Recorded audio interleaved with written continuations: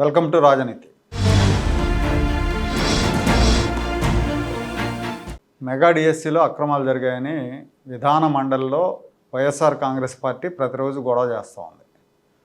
Assembly సమావేశాలు అయిపోవచ్చినాయి. ఈరోజు ఆఖరి రోజు మొదలైన దగ్గర నుంచి ఇదే గొడవ. దీని మీద ఇప్పటికే విద్యాశాఖ మంత్రి నారా లోకేష్, ముఖ్యమంత్రి చంద్రబాబు అసెంబ్లీలో డిఎస్సి ఎంత పారదర్శకంగా జరిగిందో వివరించారు. అధికారులు కూడా క్రీడా కోటాలో పోస్టులు ఎలా భర్తీ చేశారో గతంలో చెప్పారు.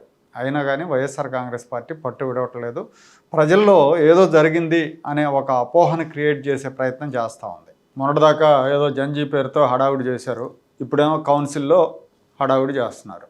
విపక్ష నేత బొత్స సత్యనారాయణ గారు ప్రతిరోజు దీని గురించే ఆయన ఈ అంశాన్నే లేవనెత్తుతున్నారు. దాని మీద గొడవ జరుగుతూ ఉంది. డిఎస్సిలో అక్రమాలు జరిగాయంటున్న బొత్స గతంలో తన కుమార్తె మెడిసిన్ సీటు విషయంలో అధికారాన్ని అడ్డుపెట్టుకొని నిబంధనలు మార్చిన వ్యవహారం ఇప్పుడు సోషల్ మీడియాలో వైరల్ అవుతుంది. ఈయన కౌన్సిల్లో ప్రతిరోజు డిఎస్సి మీద హడావుడి చేయటం చూసిన తర్వాత అప్పట్లో ఆయన మంత్రిగా ఉన్నప్పుడు ఆయన కుమార్తె కోసం ఏం చేశారనేది ఒక కథనం సోషల్ మీడియాలో వైరల్ అవుతూ ఉంది. బొత్స కుమార్తె 2007లో విజయనగరంలో మహారాజా మెడికల్ కాలేజీలో మెడిసిన్లో చేరారు. ఎంసెట్లో ర్యాంక్ రాకపోయినా డొనేషన్ కట్టి ప్రైవేట్ మెడికల్ కాలేజీలో చేరారని చెప్తారు. ఈ డొనేషన్ గురించి ఖచ్చితమైన సమాచారం లేదు, కానీ ప్రైవేట్ కాలేజీలో చేరటం అనేది నిజం. ఆ తర్వాత సంవత్సరమే ఆవిడ విశాఖపట్నంలో ఆంధ్ర యూనివర్సిటీ మెడికల్ కాలేజీకి మారారు. ఇది నిబంధనలకు విరుద్ధం.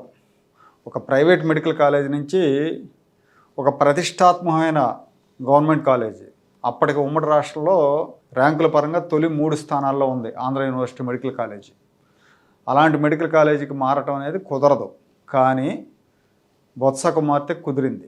అప్పట్లో తన పార్టీ వాళ్ళు ఏది కోరుకుంటే అది చేసే ముఖ్యమంత్రి వైఎస్ రాజశేఖర రెడ్డి అధికారంలో ఉన్నారు. ఆయన అలాంటి విషయాల్లో చాలా ముందుంటారు. పార్టీ నేతలు మనసు పడితే నిబంధనలు బేఖాతరు అంటారు. అలాంటి వైఎస్ మంత్రివర్గంలో బొత్స మంత్రిగా ఉన్నారు. కుమార్తె కోసం నిబంధనలు మార్చేశారు. విజయనగరం మహారాజా ఇన్స్టిట్యూట్ ఆఫ్ మెడికల్ సైన్సెస్లో 2007-2008 బ్యాచ్కి చెందిన 2వ సంవత్సరం విద్యార్థిని బొత్స అనూష విశాఖపట్నం మెడికల్ కాలేజీకి బదిలీ కోసం దరఖాస్తు చేసుకున్నారు. అయితే మార్గదర్శకాల ప్రకారం ప్రైవేట్ మెడికల్ కాలేజీ నుంచి ప్రభుత్వ మెడికల్ కాలేజీకి బదిలీ అవటానికి నిబంధనలను అనుమతించవు. అయితే విశాఖపట్నంలో ఆంధ్ర మెడికల్ కాలేజ్ ప్రిన్సిపాల్ 2007-2008 విద్యా సంవత్సరంలో 150 మంది ఎంబీబీఎస్ విద్యార్థులు పరీక్ష రాస్తే కేవలం 136 మంది మాత్రమే ఉత్తీర్ణులయ్యారని తెలిపారు.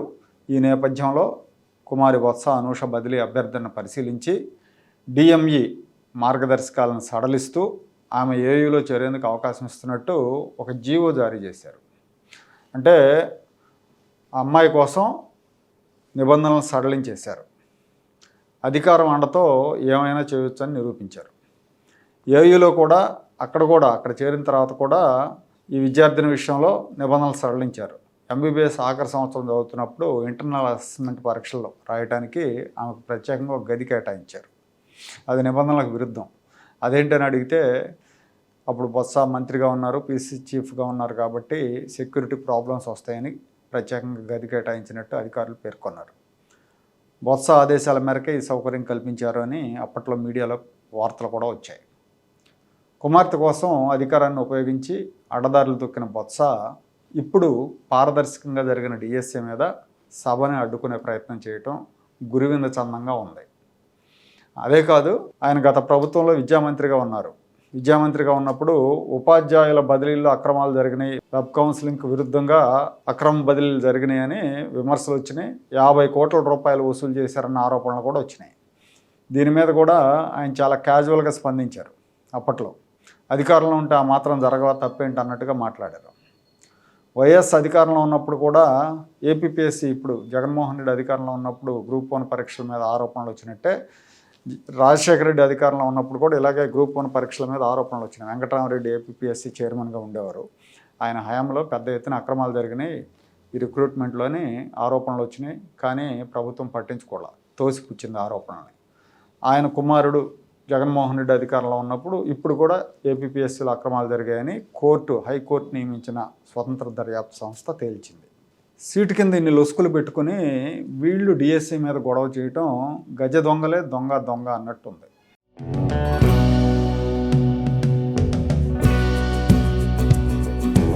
Like, share and subscribe to Rajaniti channel.